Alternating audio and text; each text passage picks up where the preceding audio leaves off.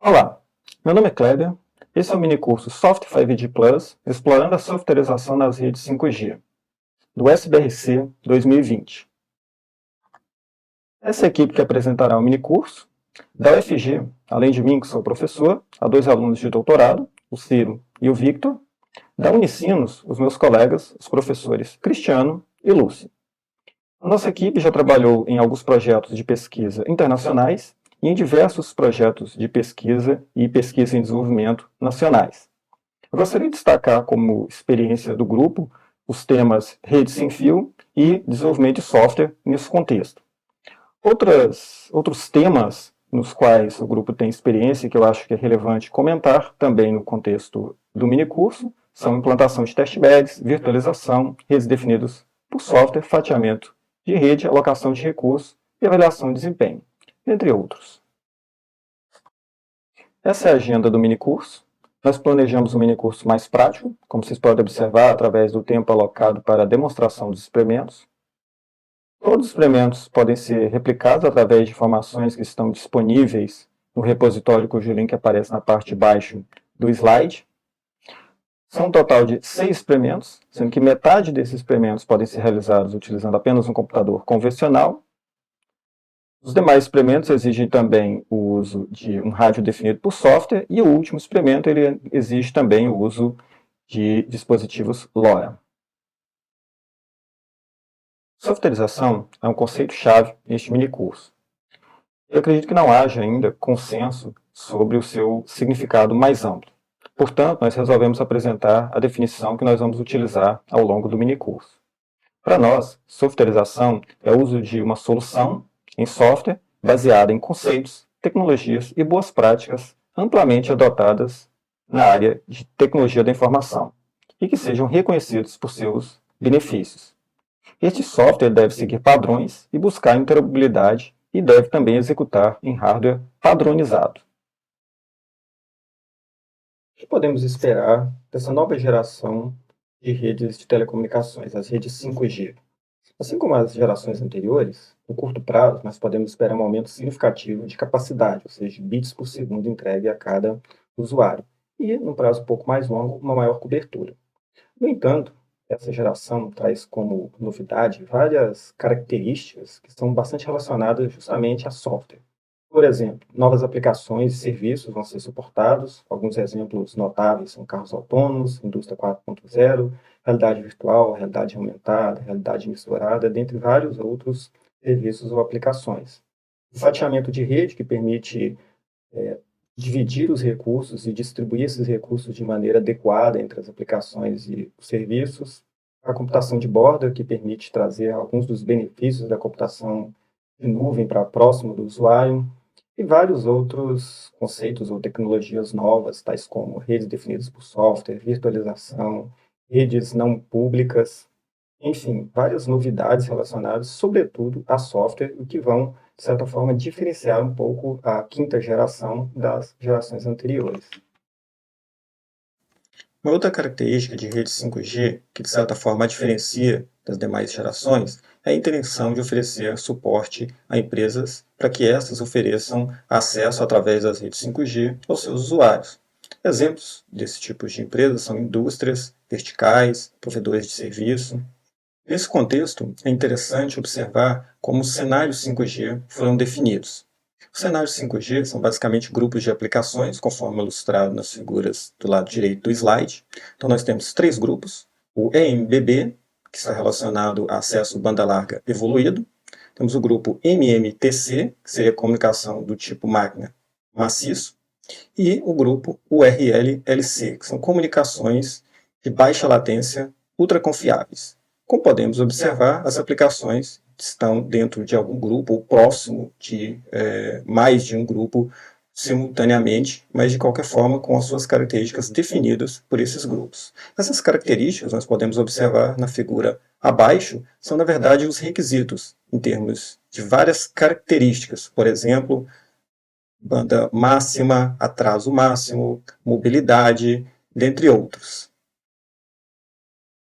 Antes de continuarmos a falar sobre rede 5G, vamos fazer uma brevíssima revisão sobre os conceitos básicos de redes móveis celulares e falar um pouco sobre as gerações anteriores até a quarta geração.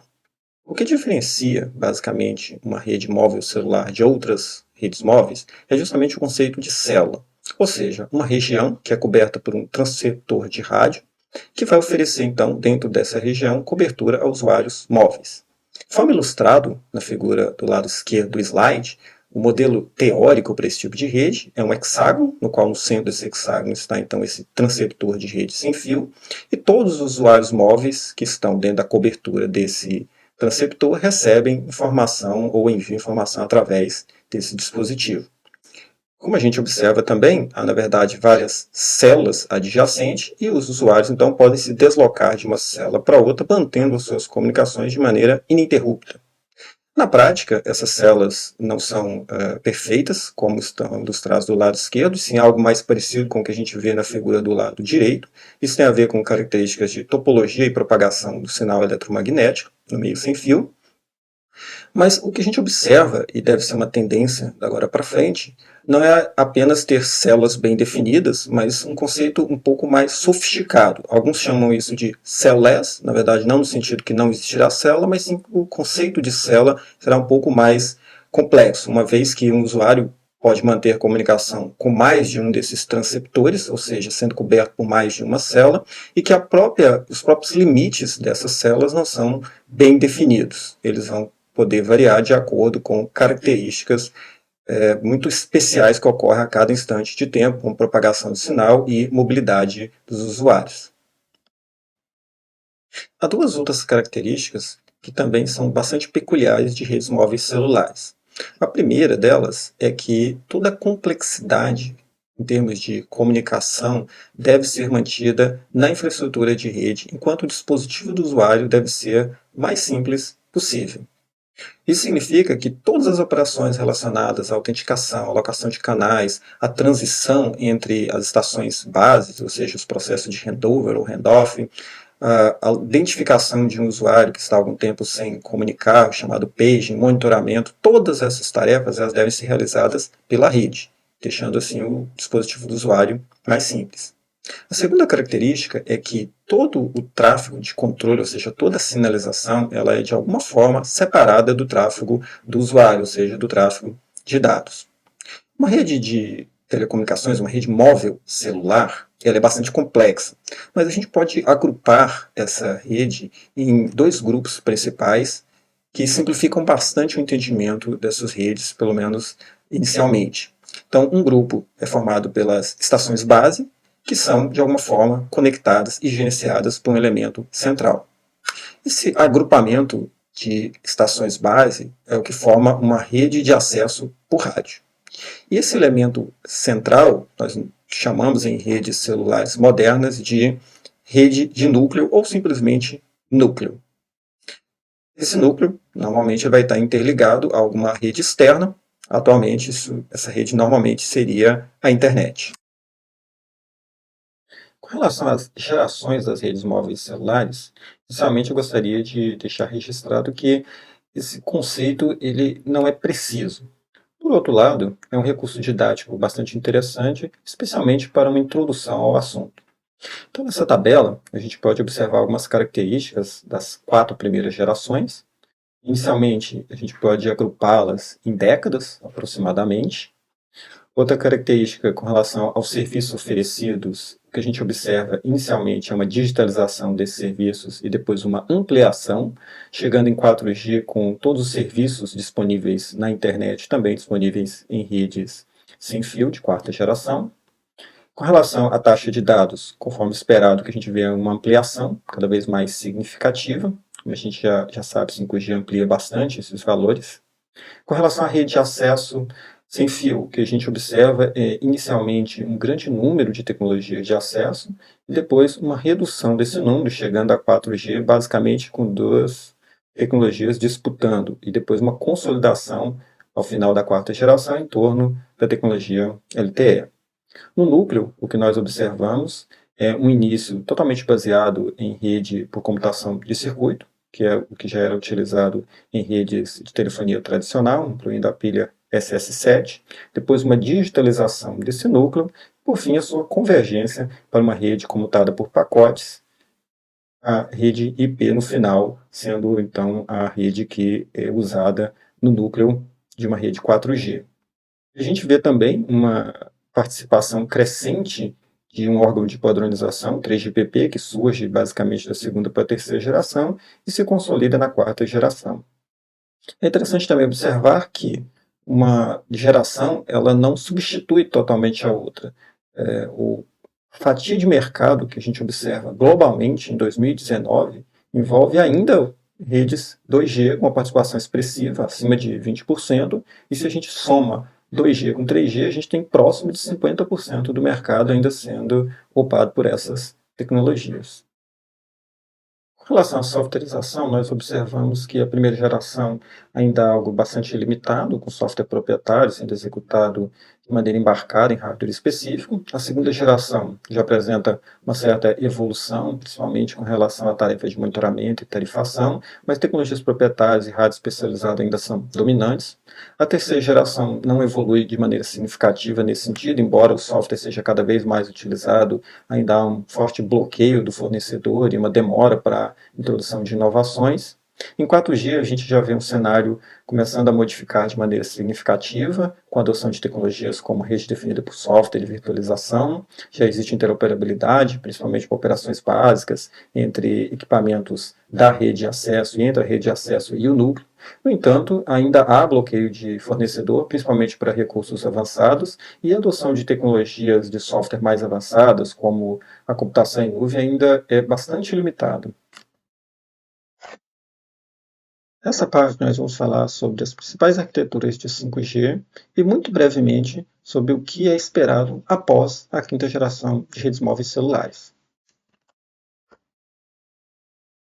Durante a fase de projeto, foram discutidas 8 possíveis arquiteturas para as redes 5G, conforme ilustrado na figura.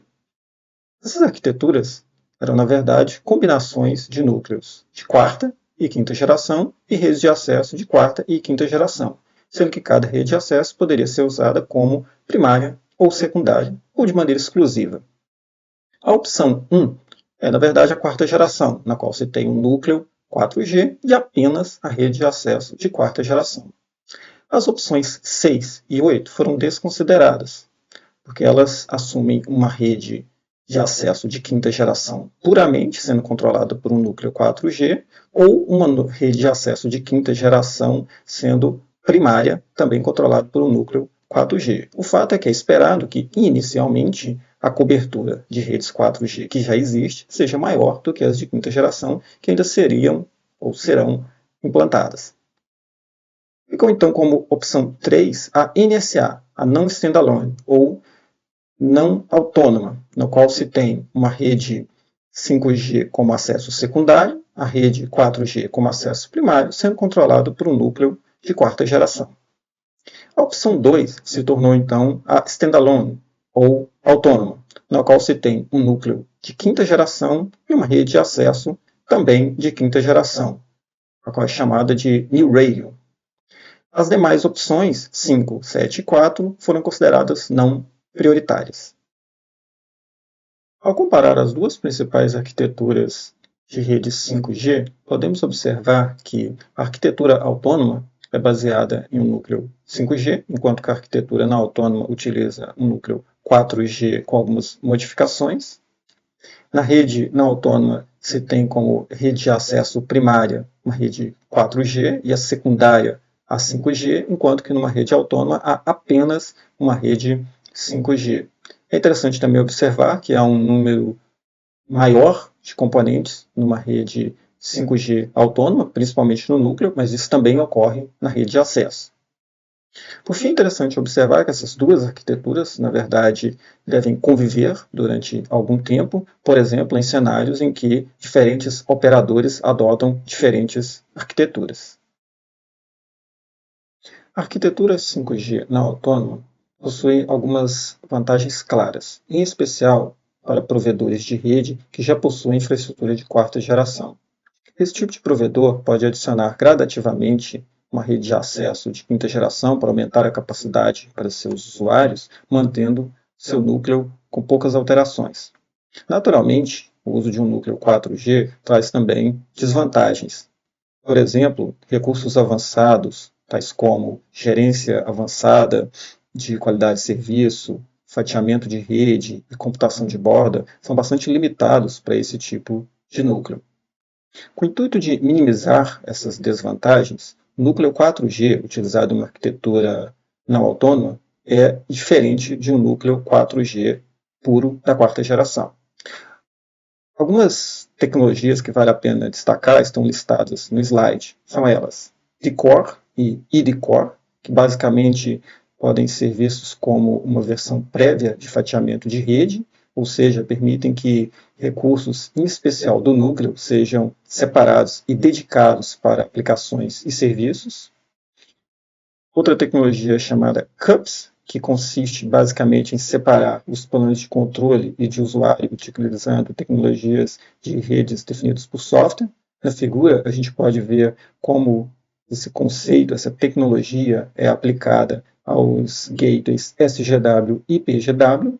E, por fim, a gente tem a tecnologia New Radio, que, nesse caso, é utilizada como acesso secundário e permite que sejam exploradas outras faixas de espectro, valendo destacar, em especial, as ondas milimétricas, ou seja, uma faixa do espectro onde a capacidade pode ser bem superior à utilizada do que as faixas comumente utilizadas na quarta geração. Em termos de software, a arquitetura 5G autônoma é que apresenta as maiores novidades, com a introdução do novo núcleo 5G, construído como arquitetura baseada em serviços, na qual as funcionalidades do núcleo é agora decomposta em uma grande quantidade de componentes. Isso traz diversas vantagens, por exemplo, auxilia na implementação de cenários 5G, de maneira gradativa. É possível começar com a implementação de IMBB, por exemplo, e posteriormente adicionar características MMTC e URLLC. Auxilia também ou simplifica a atualização e a manutenção de sistemas 5G, uma vez que é possível manter apenas os componentes que são necessários para atender os serviços ou aplicações desejados. Tende a reduzir o custo de operação, uma vez novamente que apenas os componentes necessários precisam estar ativados.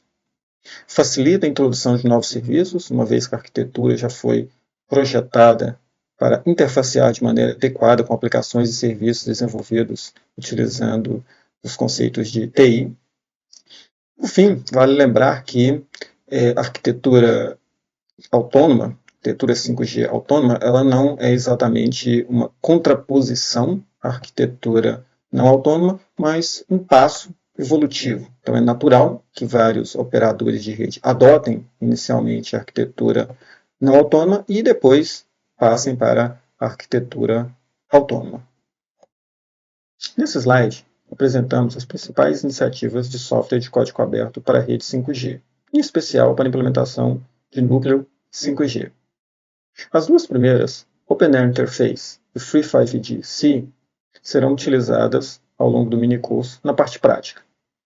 Adicionalmente, vale a pena destacar Open5GS, cuja iniciativa tem crescido bastante recentemente, e OpenCore Network, uma iniciativa bastante ampla, que atualmente ainda não apresenta código disponível. Para encerrar essa parte, o que podemos esperar após a quinta geração de redes móveis celulares? No momento, o que há é grande certeza, até mesmo o nome, se será CG ou algo diferente, não é claro. O fato é que há bastante publicidade a respeito, várias notícias sendo divulgadas na mídia, de vários países como Estados Unidos, Coreia, Japão, China, e em pesquisa um grande volume de artigos científicos sendo publicado sobre o tema. Dentre os tópicos que são recorrentes nesses artigos, vale destacar alguns. O mais notável é, sem dúvida, a aprendizagem de máquina e inteligência artificial, como elementos para substituir o ser humano nessa tarefa complexa de gerenciar, monitorar e orquestrar esse tipo de rede de comunicação. Na verdade, esse tipo de tecnologia já vem sendo utilizado em 5G, o seu uso deve se ampliar bastante, no entanto, a consolidação do uso de aprendizagem de máquina e inteligência artificial é esperada apenas na próxima geração. Além disso, novas aplicações, como comunicações holográficas e realidade estendida multissensorial, são algumas apostas de aplicações que podem justificar a evolução da rede para uma nova geração. E há também, claro, novos recursos que são adicionados à rede, justamente para oferecer mais capacidade, ou mais cobertura, ou novas características. Por exemplo, comunicações na faixa de terahertz, a adição de veículos autônomos não tripulados e balões como parte da infraestrutura também fazem parte desses tópicos. Olá pessoal, eu sou o Vitor e agora eu vou apresentar a RAM, vou falar suas características principais e da questão da evolução e a sua contribuição para a arquitetura do 5G.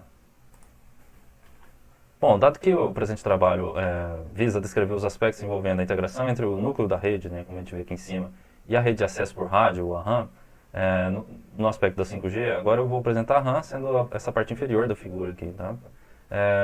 Sendo a RAM uma parte muito importante da infraestrutura que permitirá a interconexão entre todo o sistema 5G e os usuários móveis clientes desse sistema. Bom, uma RAM ela é responsável por gerenciar a interface aérea dessa rede, tá? Deve manter então uma grande quantidade de usuários conectados. Desta forma, a RAM necessita ser bastante eficiente com relação à sua capacidade de gerenciamento do espectro de radiofrequência, realizando uma série de tarefas, aí, tais como gerenciamento de recursos de rádio, controle de mobilidade da conexão, a alocação dinâmica de recursos para os usuários móveis, né, os UEs, compressão e segurança na camada física, e gerenciamento de sessão e fluxo de QoS, além de outras importantes funções, né? Então já fica claro para a gente que se trata de um componente muito importante, né, no sistema de comunicação sem fio, né? Originalmente, numa RAM tradicional, né, como a gente poderia descrever, o front-end de radiofrequência e algumas das funcionalidades de processamento de banda base eram integradas dentro da BS, né, da Base Station, da estação rádio base. O módulo da antena ele estava localizado, né, a poucos metros do módulo do rádio, e esses dois sistemas eram conectados ali com um cabo, através de um cabo coaxial ou guia de onda, né, que apresenta uma alta taxa de perda de transmissão. Tá? Essa era uma arquitetura muito popular ali na primeira e na segunda geração, né, que precisava ser superada. Nos últimos anos, né, esse front-end de radiofrequência ele foi desacoplado do módulo de processamento de banda base, né, permitindo os operadores de rede móveis, né, substituírem esse módulo de acordo com a demanda dos usuários, de acordo com a demanda do seu sistema. Né. Esse desacoplamento que ocorreu aqui, um desacoplamento arquitetônico, ele permitiu avanços de centralização, né, e virtualização no módulo de processamento de banda base e no próprio front-end de radiofrequência, gerando benefícios para toda uma série de evoluções que a gente viu tanto nas gerações como o 3G e o 4G, como a gente está vendo para o 5G. Né? Aqui nessa figura, né, a gente consegue ver o desacoplamento e a evolução arquitetural desde o 2G. Né? Nesses sistemas, ali, a alta taxa de transmissão de dados entre o que nós podemos chamar de domínio digital no processamento de banda base e o domínio analógico lá no front-end de radiofrequência, integrado com a antena, né, ele exige um barramento de alta largura de banda para conectar esses dois domínios, dado a taxa de transferência necessária entre esses elementos. Né. Essa exigência desse barramento limitou por muitos anos o projeto das base stations, né, desde que elas deveriam utilizar componentes de hardware especializados que contivessem um barramento de alto desempenho conectando esses dois domínios. Né. Essa limitação, como a gente já descreveu, ela foi superada e agora a gente tem esse desacoplamento e o emprego de fibra ótica nesse barramento, que reduz ali significativamente a perda de dados e que aumenta, né, a possibilidade de a gente ter esses dois domínios com uma distância maior entre eles, né, que traz bastante benefício para a construção de outras arquiteturas. Né.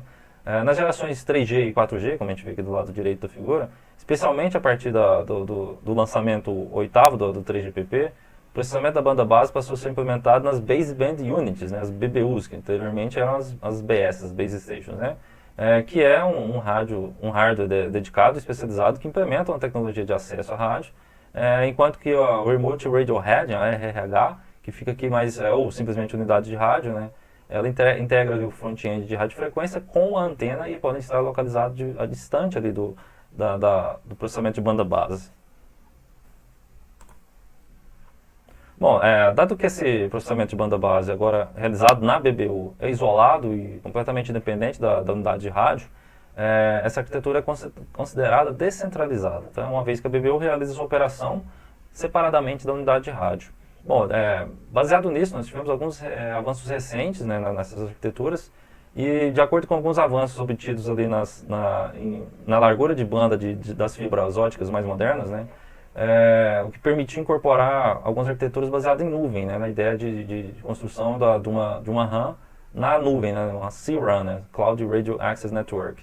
Nessa nova configuração, as RRHs podem estar geograficamente separadas de um conjunto de BBUs por até aproximadamente 40 km, desde que respeitadas algumas limitações que podem limitar a capacidade do sistema, tais como a distância entre a BBU e a RRH, né, a distância entre os dois domínios, as próprias condições dos canais onde os sistemas estejam operando e a própria capacidade de processamento, principalmente da banda base, né, da BBU. Né.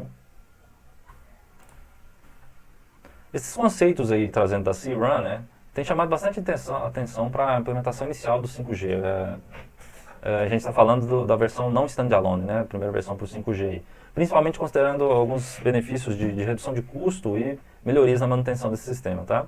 Entretanto, essas BBUs, que são plataformas baseadas em hardware utilizando processadores de sinal digital especializados, espera-se que a gente atinja objetivos melhores quando a gente passar a substituir essas BBUs, né, baseadas em hardware especializados por software, né, que utilizem hardware de propósito geral, né, permitindo que a gente tenha BBUs virtuais, né, ou VBBUs, né, abrindo outras oportunidades para explorar nesses sistemas. Né. Da mesma forma, nós podemos pensar em uma camada de virtualização de rádio que permita que várias tecnologias de acesso heterogêneas coexistam numa mesma RRH, tá, que torna bastante interessante. Essa coexistência deve utilizar tecnologias inovadoras de processamento de banda base para dividir e abstrair uma única RRH em várias RRHs virtuais.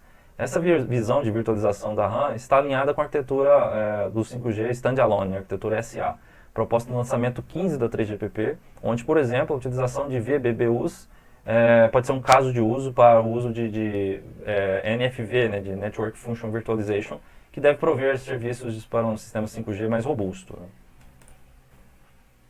Essas RANs virtualizadas, né, também têm recebido bastante destaque para o sistema 5G, pois elas permitem criar, gerenciar e configurar RANs de forma dinâmica, atendendo alguns aspectos de requisitos do próprio sistema, né, e para cada um dos serviços que devem ser executados nessa nova rede. Né.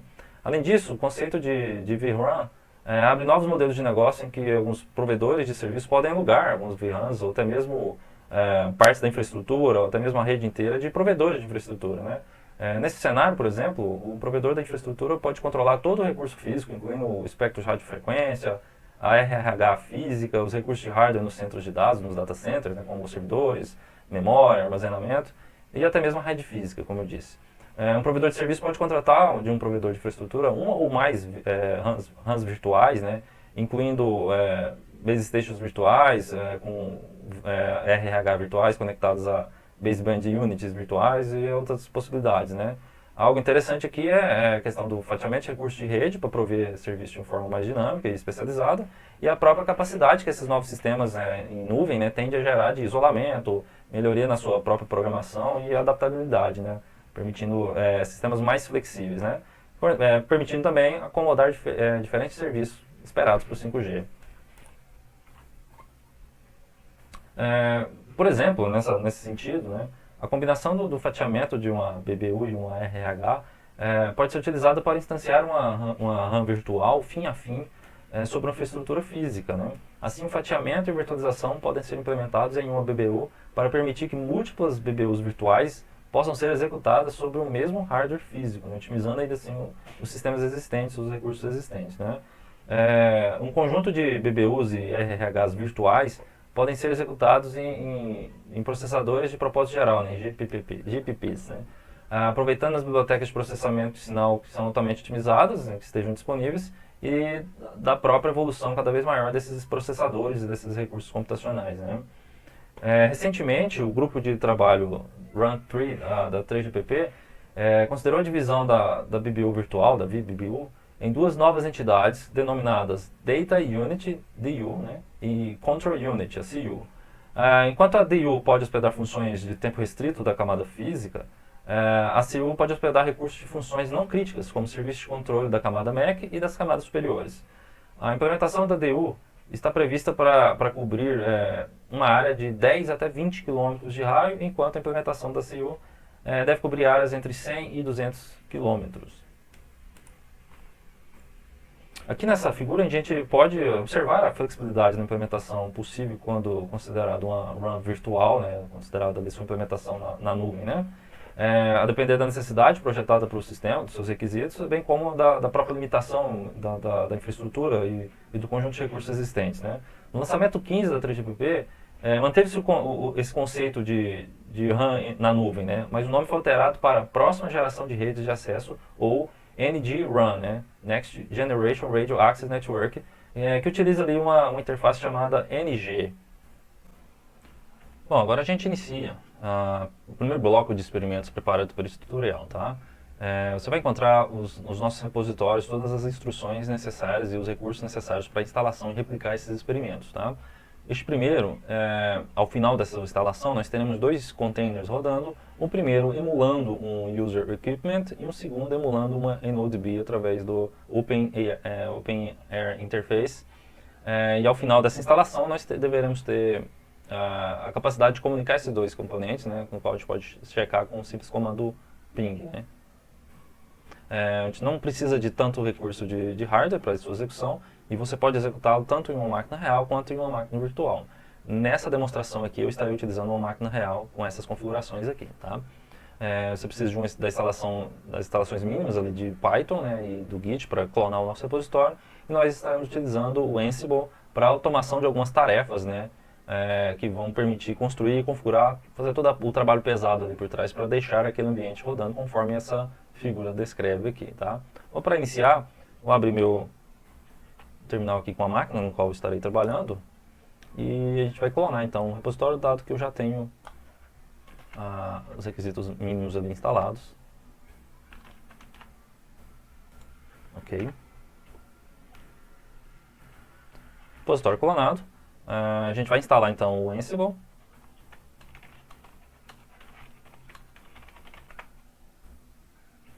Ele já está instalado.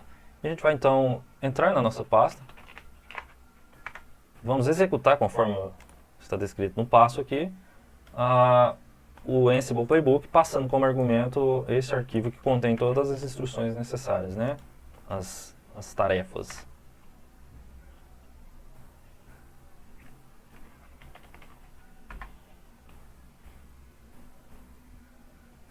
É um processo um pouco lento, né, porque existem uma série de tarefas que vão ser executadas aqui. Enquanto ele vai rodando, só para vocês terem uma ideia, né, a gente pode observar aqui o arquivo para comentar um pouco sobre ele, né.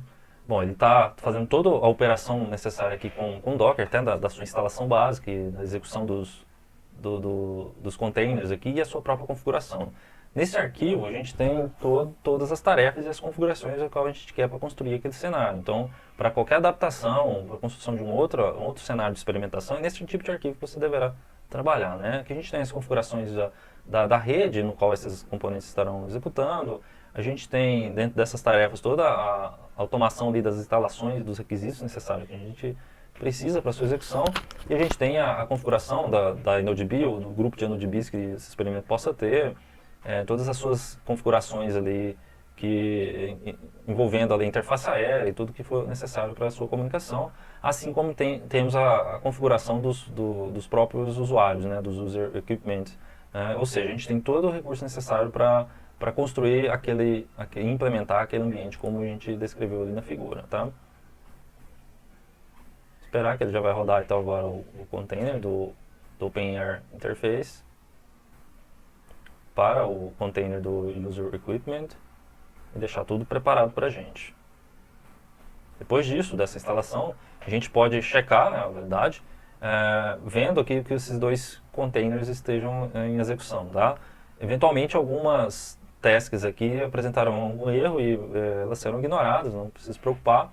O único ponto que a gente precisa observar é se ao final do processo a gente não tenha nenhum erro que não foi ignorado ali e que a gente tenha esses dois containers rodando.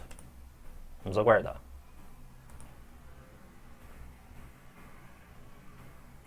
Pronto, concluiu, como eu disse, mesmo tendo alguns warnings ou algumas tarefas que eventualmente apareceram erro, né? A gente não tem nenhuma falha que não foi ignorada ali, mostrando que o procedimento foi concluído com sucesso, pelo menos esperamos. Agora a gente pode checar, né? Se nós temos os containers rodando. Bom, como esperado, a gente tem os dois, né, containers, como dito lá, né, para o User Equipment, para o UI, e para a InnoDB, tá? Então a gente pode seguir com os nossos procedimentos aqui. Inicialmente a gente vai então entrar no container da InnoDB.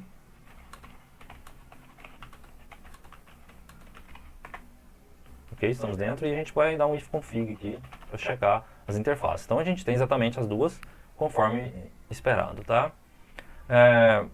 Eu vou manter esse container e vou abrir um outro, eu vou manter esse terminal, eu vou abrir um outro terminal para facilitar a nossa visualização aqui, tá? Ok, na mesma máquina, tá? E eu vou adentrar também no container do UI, né? E checar também as suas interfaces. Bom, novamente, nós estamos de acordo com o esperado, tá? Então agora, seguindo os procedimentos, eu vou voltar para o terminal onde eu estou conectado com a minha InnoDB, tá? Dentro do container, e vou executar esse comando, que basicamente ele vai entrar, né, na pasta onde nós temos o software, né, que vai emular a comunicação, que vai emular o modem ali, permitindo a conexão de usuários nessa nossa rede, tá? Então o comando está completo aqui, você pode simplesmente copiar e colar como eu disse, dentro do container da InnoDB, né?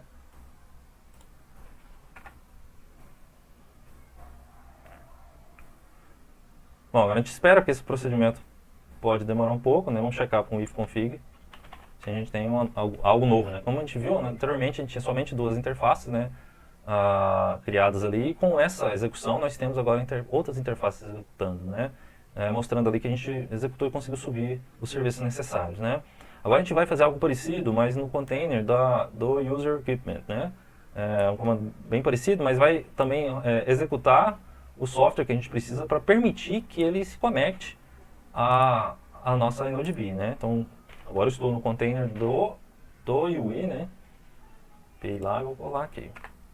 Novamente, agora a gente deve ver, né? Depois do procedimento executado, a gente vai ver então as outras interfaces que foram criadas para permitir aquele túnel, né, que a gente viu na figura, que permite a comunicação entre o usuário móvel e a nossa InnoDB, tá? Com isso, como é que a gente poderia checar, né? A gente vai ver se o usuário tem conectividade com a InnoDB, tá? Então a gente vai checar ali o IP da nossa InnoDB. Tá aqui, ó. Esse é o IP que a gente vai utilizar para comunicar com ela, né? E a gente vai executar aquele comando ali. Estou setando aqui qual vai ser a interface que eu quero que ele comunique, né? Esse usuário foi setado como UI1, né? Porque nós temos um configurado. E vou pingar no IP lá que a gente está vendo que foi estabelecido para essa interface de comunicação. Só para ele dar 5 pacotes ali. Como a gente consegue ver, né, existe a comunicação, né, de forma adequada, no qual o nosso usuário está comunicando com a nossa InnoDB ali, mostrando que o nosso cenário, apesar de simples, né, a gente conseguiu realizar de forma virtualizada esses recursos ali, né. Olá pessoal, tudo bem? Bom, dando seguimento à apresentação dos experimentos do Mingusto, eu vou apresentar para vocês agora o experimento número 2 da demonstração número 1. Nesse experimento especificamente, eu vou implantar em uma máquina virtual um User Equipment, uma InnoDB e um núcleo EPC, fazendo a conexão posteriormente, no final do experimento, entre o User Equipment e todos os elementos em questão. Só que no cenário tudo é implementado via software, ok? User Equipment via software, InnoDB via software utilizando o OpenAir Interface e um núcleo EPC conectando as duas pontas. Para executar esse experimento, vocês podem fazer ele num PC bare metal, desde que siga as especificações descritas na respectiva página do GitHub do experimento, ou em uma máquina virtual. Como o conceito do nosso tutorial, né, é a softwareização de redes, eu vou utilizar um ambiente cloud. Então eu vou utilizar uma máquina virtual que eu criei previamente na DigitalOcean, seguindo algumas especificações descritas no GitHub. E vamos dar início ao experimento. O primeiro passo que vocês vão fazer, basicamente, é acessar o GitHub. E aqui no GitHub, pessoal, vai ter um repositório SDLC 2020 do minicurso 3. Isso já vai estar disponível para vocês. Chegando aqui neste repositório, a gente vai aqui na demo 1, experimento 2, vamos clicar neste repositório aqui especificamente.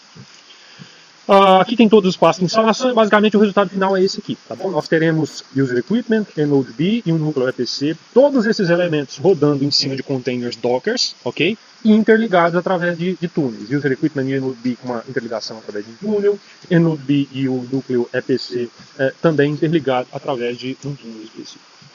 O processo de instalação é basicamente simples, então, como eu falei anteriormente, você vai ter que se atentar a estes requisitos de máquina, você pode escolher uma VM ou uma máquina física. Você tem que dar início ali a um processo de atualização, né? Atualizar as dependências do gerenciador de pacotes, do Linux, e é obrigatório a gente instalar o Python. Por quê? Pessoal, nessa demo especificamente, eu tentei automatizar o máximo possível para fazer o processo de implantação ficar o mais simples possível. Para fazer isso, eu utilizei uma ferramenta chamada Ansible, certo? E o Ansible é uma ferramenta de DevOps, onde você consegue escrever infraestrutura a nível de código e ele roda em cima do Python. Então a primeira coisa que a gente vai ter que fazer é este processo de instalação. Então, vamos lá. Vou abrir o terminal aqui, vou fazer um SSH lá para a minha máquina virtual, onde vai ser o ambiente de instalação, ok? Senha. Acessando o ambiente de instalação aqui, eu vou fazer um apt update, seguindo os passos que está descrito no manual. Apt update e em seguida instalar o Python, né? Então, apt install Python minimal -y.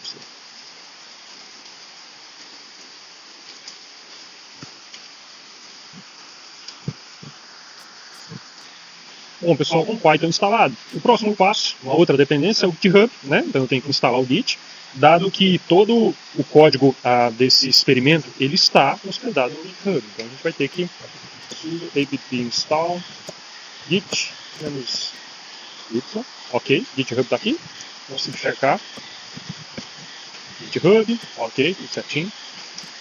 Perfeito. Então instalamos aqui Python mínimo, instalamos o GitHub, vamos dar seguimento. Próximo passo é clonar o repositório, ok? Então a gente vai ter que fazer um git clone, https, o endereço aqui é github.com/labora-inf, isso aqui não é um underscore, /inf/ufg sdrc 2020 mini curso 3 demo 1 ext2.git. Se eu não errei nada, ele vai clonar, não errei, está aqui o nosso diretório, belezinha? Para a gente acessar aqui o nosso diretório, pessoal, cdsdrc, aqui dentro, vocês vão poder ver que tem um arquivinho .yaml, ok? Então, esse arquivo .yaml, ele é basicamente um playbook de implantação, onde ele tem todos os passos, né? Todo o processo de implantação dos elementos, a implantação dos user equipments, todo o descritor de código necessário para poder se implantar os elementos desse experimento, ou seja, o OpenAir Interface representando o User Equipment e node-B e o núcleo EPC são descritos naquele arquivo, nesse arquivo .yaml. E esse arquivo .yaml é um playbook, que eu falei anteriormente, que é executado pelo Ansible. Então, o próximo passo aqui agora, pessoal, é instalar o Ansible, tá bom? Então, vamos lá fazer a instalação dele. apt install Ansible -y, para que ele faça o processo de confirmação durante a instalação, a gente não precisa dar um comando adicional, ok? Basta esperar um pouquinho. E aí, prontinho. Perfeito, então, instalamos o Python, GitHub, clonamos o repositório, instalamos o Ansible e fizemos um apt update aí para poder atualizar todas as dependências do nosso gerenciador de pacote. Próximo passo, a gente precisa, na máquina de instalação, nós vamos necessitar do nome da interface de rede que dá acesso à internet. Então, O que você vai ter que fazer aqui é fazer um if config. E neste comando aqui, você vai ter que observar qual que é a interface de rede que tem o endereço de IP utilizado pela máquina. No nosso caso, nesse caso aqui especificamente, o IP 134.209.116.89, que foi o que eu utilizei para SSH, é ele que dá acesso a essa máquina na internet. E a interface de rede é essa aqui, ó, a ETH0. Então, a gente vai ter que memorizar esse nomezinho. Por que a gente vai ter que memorizar esse nomezinho? Porque na hora de executar o playbook, dê uma olhada aqui, ó, essa etapa. Esse aqui é o comando de instalação, tá bom? Tem um "-i", e aí aqui na frente é necessário passar o nome desta interface de rede no momento da instalação. Por que é necessário fazer isso? Parte do experimento envolve o acesso à internet, certo? Por parte de quem? Quem que vai prover esse acesso? Teoricamente o núcleo, né, é PC. E é através dessa interface de rede que o núcleo vai conseguir fazer a conexão com a internet. Portanto, ETH0 é necessário. O comando que a gente vai utilizar aqui é esse aqui, ó, esse playbook, paraná, paraná, paraná, e o nome da interface de rede. Então, vamos lá. Estou dentro da minha pastinha, né? Here, quebrou aqui, beleza? Então vamos lá. Ansible playbook, -k. Vamos colocar aqui o nome do arquivo YAML que representa o nosso playbook, -a, e aqui a gente vai passar a variável que é a internet underline network underline interface. Internet Network Interface. Igual, e aqui na frente a gente vai passar o ETH0. Não lembro agora se é com aspas ou sem aspas, mas acho que é sem aspas. E vamos executar. Vai pedir uma senha de acesso, né? Administrador, senha de root. Vou digitar ela aqui. E agora a gente vai esperar. Basta ter um pouquinho de paciência e o processo de instalação vai fluir.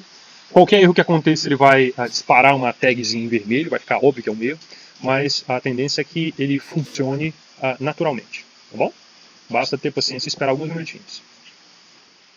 Bom, pessoal, após alguns minutinhos, né, o processo de instalação ele é concluído. E aí agora a gente vai para a última etapa, que é verificar, né, se a instalação, se deu tudo certo, se aconteceu algum erro. E a primeira coisa que a gente vai ter que verificar aqui é a existência dos containers. Então a gente vai ter que vir aqui, sudo, com o comando docker ps. Então, deixa eu tentar ampliar um pouquinho a tela aqui para poder melhor visualizar. A gente pode observar que nós temos aqui, ó, 1, 2, 3, 4 containers sendo executados. Um deles representando o user equipment, um outro representando a node, um outro deles aqui representando o núcleo EPC. E é importante ressaltar que neste experimento aqui, nós não dividimos os elementos do núcleo em containers separados.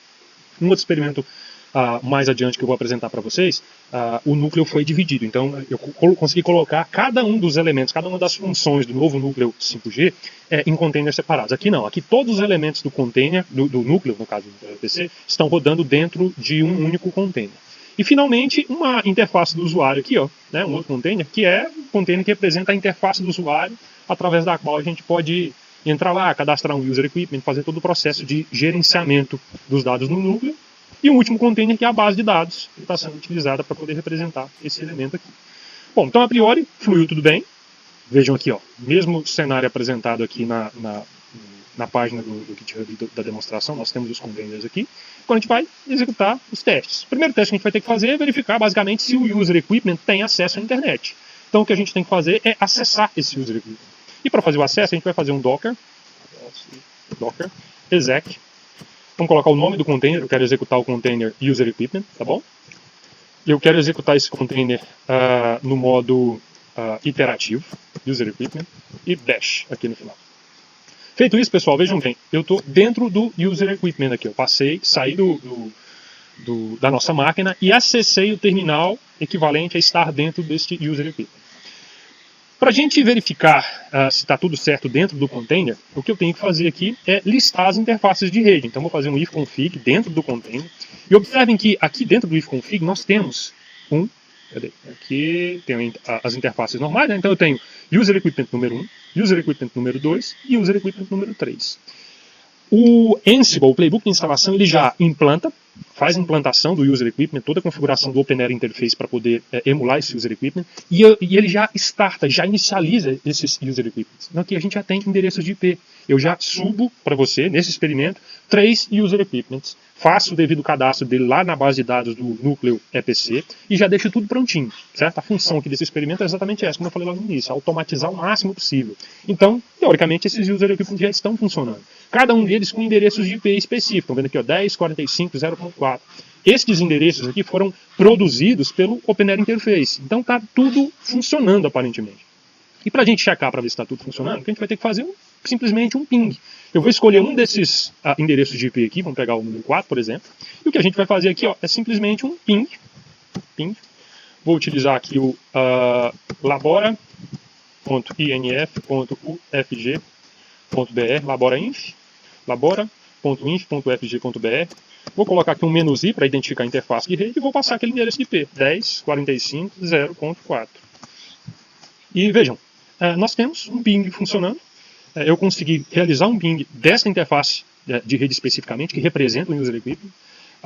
Este ping, nesta requisição, ela passa por todos esses elementos aqui, né? Então ela sai do User Equipment, ela passa pela NodeB, ela passa pelo container, né? pelo container que representa o núcleo EPC, e eu tenho o acesso à internet por parte deste User Equipment neste cenário aqui, né? Este User Equipment especificamente. O 4 está funcionando, vou testar aqui com o 3 para ver. O 3 também está funcionando, então o processo de ping está funcionando. Ou seja, o experimento funcionou, a gente teve êxito no processo de implantação, e essa demonstração de acesso ela é comprovada através desse simples comando, simples tentativa de acesso a um meio externo, onde eu tenho acesso à internet, eu tenho conectividade do User Equipment provida por todos esses elementos da demonstração. Para finalizar, a gente pode acessar aqui, tá bom? A interface de gerenciamento. Então, vejam que eu mostrei para vocês aqui, ó, if config, eu estou dentro do terminal, continuo dentro do terminal do container que representa o User Equipment. Vejam que eu tenho aqui os 3 elementos aqui os 3 User Equipments. 1, 2, 3, na verdade 4, né? 1, 2, 3, certo, 3 User Equipments. E todo o processo de configuração foi automatizado. Se nós viermos aqui e pegarmos aqui o endereço IP da máquina lá onde nós realizamos a implantação, ok? E aí a gente vai fazer uma requisição HTTP normal, via navegador. E aí, pessoal, a gente vai colocar aqui, ó, a porta 3001. Então vai ser um HTTP normal, vou colocar aqui o endereço IP, e aí eu vou tentar fazer uma requisição aqui para a porta 3001. Vamos aguardar um pouquinho. Observem que este endereço IP aqui é o mesmo que eu utilizei para fazer a conexão SSH e é o endereço no qual eu fiz o processo de implantação através do Ansible, ok? Olha só, nos é apresentado uma interface de usuário aqui de um portal normal. E isso aqui, pessoal, é a tela de gerenciamento, o acesso ao portal, a dashboard de gestão do núcleo EPC, onde eu vou lá cadastrar, eu teria que cadastrar os User Equipments e fazer todo o processo de configuração do outro lado, né? Então eu tenho que basicamente configurar o lado do OpenAir Interface no papel de User Equipment, de NodeB, todo um conjunto de configuração, de arquivos de configuração, e depois eu tenho que pegar esses mesmos parâmetros utilizados do lado do OpenAir Interface e ir do lado do núcleo EPC para poder fazer o cadastro desses equipamentos para que o processo de autenticação funcione corretamente. Neste experimento está tudo automatizado, então foi tudo feito pelo Ansible. Se vocês pegarem aquele playbook, porém lendo ele passo a passo, vocês vão conseguir entender mais ou menos como é que funciona e qual foi a lógica utilizada para poder fazer essa automatização. Para a gente acessar isso aqui, tem uma senha padrão, então basicamente é admin 1423, vamos testar aqui, ó, admin 1423, é a senha padrão, vamos clicar em login. Conseguimos acessar, então Open5GS é o nome do projeto que a gente está utilizando para poder emular esse núcleo 5G. E vejam bem, aqui está os nossos User Equipments, certo? Se eu clicar aqui dentro, tem todos os dados de cada um dos User Equipments. E esses tokens aqui, tá bom? Essas informações de acesso, elas são as mesmas que estão devidamente configuradas lá do outro lado no OpenAir Interface. Ok? Tranquilo? Bom, pessoal, é isso. Mais informações, dúvidas, vocês podem nos localizar aí nas redes sociais, no GitHub, tem meu perfil no GitHub. Fiquem à vontade, qualquer dúvida ou questionamento é muito bem-vindo. Espero que vocês tenham gostado. Muito obrigado. Oi, pessoal. Meu nome é Cristiano Bonator e eu sou professor do curso de pós-graduação em computação aplicada da Unicinos. Dando continuidade ao nosso mini curso, eu vou apresentar o experimento 3. Então, clicando aqui no link, vocês vão conseguir visualizar a página desse experimento, onde ele envolve uma parte de hardware e uma parte de software. A parte de hardware é usando um celular convencional e um USBP, e a parte de software é usando um projeto OpenSearch chamado SNSLTE. Inicialmente, a gente comprou um SIM card virgem e gravou esse SIM card com as informações da nossa rede. Esse celular, o Android, ele se conecta no USLP, que representa a nossa RRH. Esse USLP está conectado via uma USB no computador convencional, um mini PC. Dentro desse mini PC existe um Docker, existe um container que representa o BBU, né? A BBU, esse container BBU, junto com o RRH, ele representa a nossa eNodeB, nossa rede de acesso do experimento. A outra parte, né, o outro container que está no mini PC, representa a EPC. Dentro dessa EPC, de forma monolítica, nesse experimento, a gente tem a HSS, o NME e os dois gateways, né, o P-Gateway e o S-Gateway. O S-Gateway se conecta com a nossa rede de acesso e o P-Gateway faz a conexão com a internet. Então, de uma forma geral, é essa configuração do experimento que eu vou demonstrar agora. As configurações são simples, né? Então a gente vai usar um smartphone Android, um SIM card gravável do Sysmocom. No final dessa página tem as informações detalhadas. O SLP é um B210. O mini PC é uma máquina normal, com 4 GB de memória e 40 GB de disco. O sistema operacional é um Ubuntu e a gente está usando o Docker 18. E o software que a gente está usando, né, o projeto Open Source, é o RSLTE. Então, inicialmente eu tenho que instalar o Git, né, na máquina que vocês forem usar, né, e também atualizar e instalar o Docker. Eu não vou fazer esses procedimentos aqui, porque eu já tenho isso instalado, né.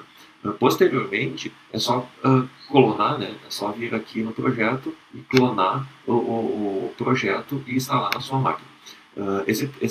O momento que você for fazer isso, você vai acessar a máquina. Então eu vou fazer esse procedimento agora. Então eu vou acessar uma máquina remotamente usando o Remote Desktop do Google.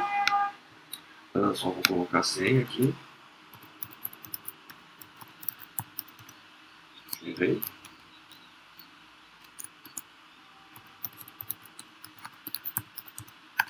Beleza? E aqui está a máquina, e aqui já está o projeto que eu clonei, né? Então a única coisa que eu fiz no projeto foi um clone, né?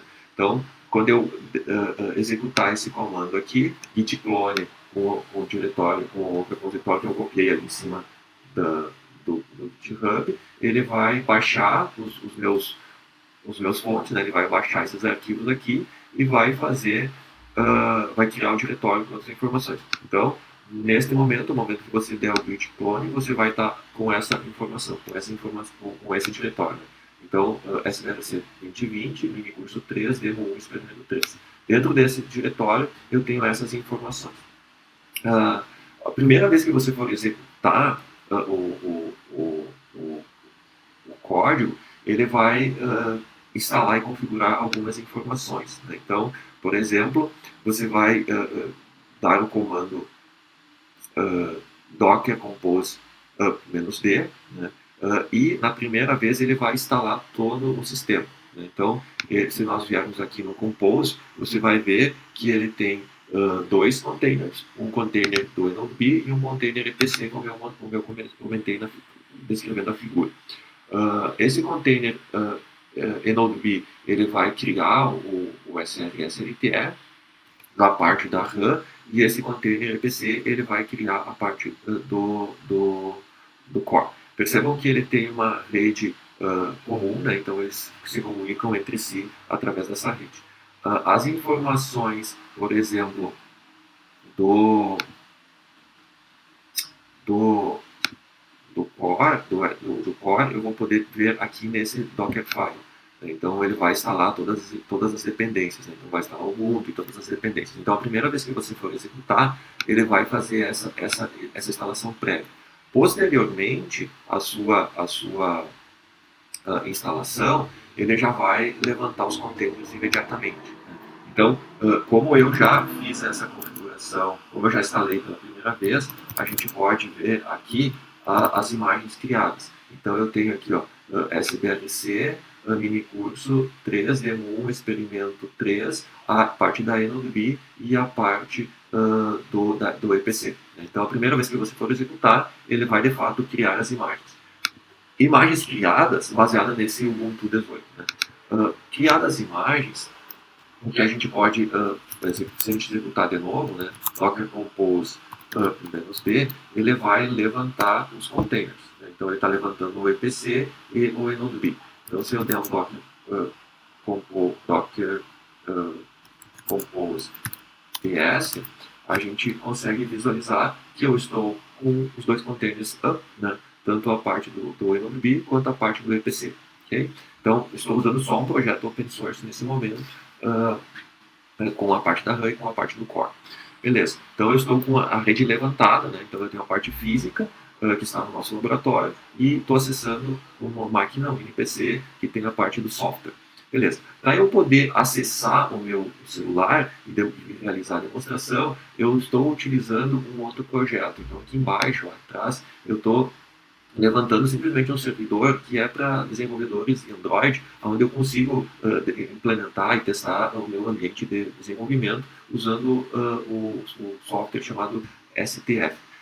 Não é especificamente de telecomunicação, esse é um software para utilização de desenvolvimento em ambientes Android. Ele funciona com uma parte web, então como eu levantei o sistema, como eu instalei e levantei o sistema, basta eu acessar agora esse meu dispositivo. Então aqui ó, eu tenho o localhost 7100, aonde eu consigo acessar um NPC. Na página inicial, ele vai aparecer um usuário e senha, você bota qualquer coisa como usuário e bota no password, o e-mail, tu bota qualquer coisa com arroba, e o password, qualquer coisa, ele vai entrar no celular, então não tem cadastro prévio. Okay? Aqui a gente está no celular e perceba que eu coloquei esse celular em modo avião, então eu tenho um ambiente onde eu acesso o celular e consigo visualizar e vou conectar esse celular na nossa rede levantada. Antes de fazer a conexão aqui, eu vou só mostrar algumas informações adicionais. Então aqui no nosso GitHub tem algumas informações adicionais. Né? Então, por exemplo, eu posso ver as configurações do enodb. Então, clicando nesse diretório de configurações, eu vou ter as informações da configuração da rede de acesso. Então, por exemplo, eu tenho o identificador da enodb, eu tenho o identificador da célula, eu tenho o identificador da célula física, eu tenho o código de rastreamento da área, eu tenho duas informações do código de mobilidade do país, código de mobilidade da rede móvel, eu tenho o IP do meu MME, e duas configurações de IP sobre o GTP, que é o túnel que eu faço a conexão para os dados, e o S1, né, que é as informações que são trocadas de controle. O S1 é utilizado nas redes 4G. Também eu defino o número de resource blocks. Né? Então aqui no caso a gente está usando 50 resource blocks para a nossa célula. E esse arquivo tem informações adicionais em relação à rede de acesso. Em relação à rede do core, né, o EPC, também tem um arquivo de configuração, ele é muito parecido, né, tem as informações também, algumas são duplicadas, mas eu também tenho o código do MME, tenho o grupo do MME, e aqui eu tenho a tag, né, o código de área, eu tenho o código do país e o código da rede de acesso, o IP da MME tem que bater. Aqui, ó, é interessante, eu tenho o atributo do nome do ponto de acesso, né? Então o celular recebe essa informação, o SMS APN, e aqui já há configurações de rede de segurança. Né? Configuro o DNS para minha rede conseguir se conectar com a internet e as chaves criptográficas da rede. Né? Eu também tenho o page timer e outras informações adicionais. Percebam que em relação à configuração do celular, eu também preciso autenticar o meu celular na nossa rede. Então eu tenho um arquivo de configuração CSV, onde eu tenho os celulares que podem ser registrados, que estão registrados na minha rede. Então se eu for ver aqui, ó, eu tenho o SRS-LTE, ele define isso não numa base de dados, e sim num arquivo CSV, onde eu tenho as informações de cada celular que pode se autenticar na rede. No nosso caso, no nosso celular, a gente está se autenticando com essa linha. Né? Então eu tenho o número, o valor, né, do IMSI do meu celular, né, tenho as informações de que tipo de informação de autenticação eu estou fazendo. Aqui as duas chaves criptográficas que a gente precisa colocar e algumas informações adicionais. Então, essas informações aqui eu tenho que cadastrar para cada celular, né? Independente disso, se isso é um celular físico ou uma emulação que nem vocês viram nos outros experimentos. Então, dado que eu tenho esse celular cadastrado, então sim, agora eu posso conectar o celular de fato. Né? Então eu simplesmente vou tirar o nosso celular do modo avião, né? Tirando o celular do modo avião, percebam que ele já se conectou numa rede 4G. Né? A nossa rede, tanto a rede de acesso quanto a rede de core, nesse experimento é a rede de 4G. Então a gente está usando uma rede LTE e está usando um core EPC. Né? Então percebam que ele já detectou e já se conectou na nossa rede. Se eu for aqui em configurações, eu consigo ver mais detalhes, né? Então conexões. E eu vejo aqui a rede móvel. Né? Então percebam, eu já consigo perceber que o meu operador da rede é o Software Radio System, LTE, né? Então é o SMS LTE.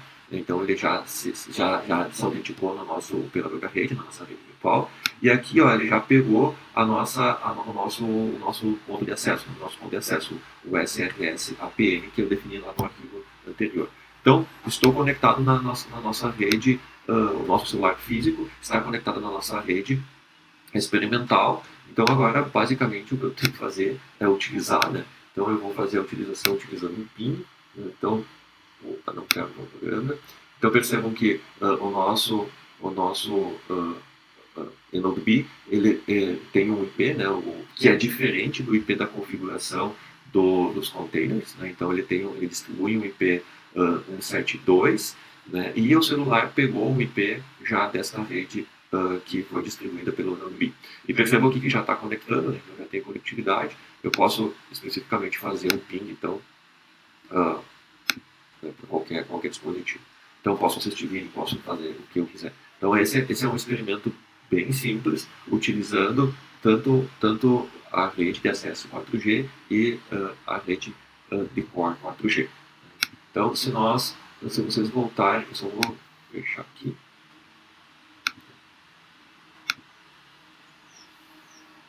Então, se vocês voltarem aqui para o nosso material, vocês conseguem visualizar informações adicionais. Né?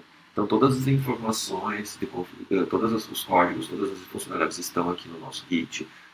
Aqui estão as informações adicionais. A forma de instalação é bem simples, né? Então é só baixar o código e executar o Docker Compose. Na primeira vez ele vai fazer as instalações, posteriormente vai só levantar os containers, que nem eu mostrei anteriormente, está aqui as fotos que eu mostrei. Aqui está o software STF, que eu utilizei para acessar o celular e utilizar. Né? Aqui estão as informações que eu mostrei.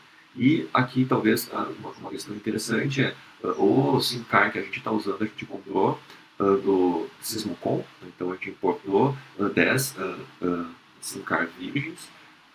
A gente comprou um gravador que custa R$70, R$100, e fez a gravação com essas informações aqui. E o celular que a gente está usando é um Galaxy S7, nada de muito bom, né? Nada de muito sofisticado. O SRP a gente usou um Ethos B210 e o software que a gente usou é um software com SRS LTE Open Source Project. Bom, eu espero que vocês tenham gostado dessa demonstração. Muito obrigado.